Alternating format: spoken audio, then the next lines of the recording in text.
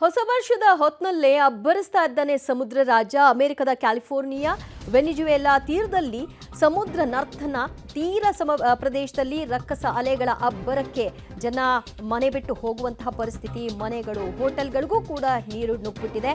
10ಕ್ಕೂ ಹೆಚ್ಚು ಮಂದಿಗೆ ಈ ಸಂದರ್ಭದಲ್ಲಿ ಗಾಯ ಕೂಡ ಆಗಿದೆ. ಇದೇನು ಸುನಾಮಿನಾ ಅಂತ ಜನ ಕೂಡ ಕಂಗಾಲಾಗಿದ್ದಾರೆ.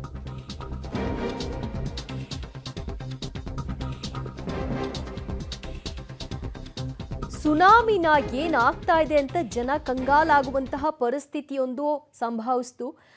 ಅಮೆರಿಕದ ಕ್ಯಾಲಿಫೋರ್ನಿಯಾ ವೆನಿಜುವೆಲಾ ಅಲ್ಲಿ ಆ ತೀರ ಪ್ರದೇಶದಲ್ಲಿ ಯಾವ ರೀತಿಯಾದಂತಹ ಒಂದು ಸಮುದ್ರ ನರ್ತನ ಅಂತ ನೋಡ್ತಾ ಇದ್ರಿ.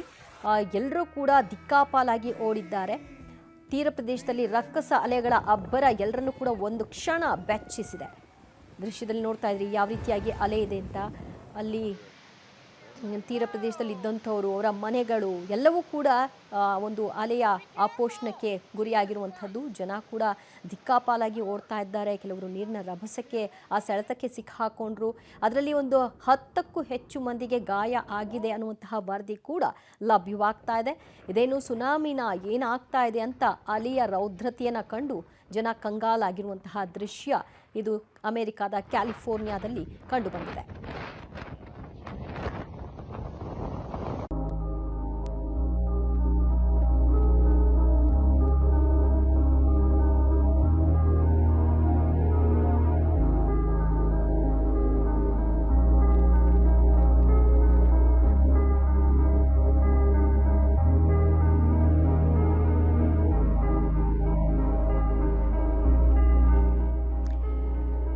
ಸಮುದ್ರದ ಅಲೆಗಳು ಜನವಸತಿ ಪ್ರದೇಶದತ್ತ ನುಗ್ಗಿರುವಂತಹ ಪರಿ. ಅಲ್ಲಿ ಒಂದಷ್ಟು ಜನ ನೀರಿನಲ್ಲಿ ಆಕ್ಟಿವಿಟೀಸನ್ನು ಏನು ಮಾಡ್ತಾ ಇದ್ರು ಅವರೆಲ್ಲ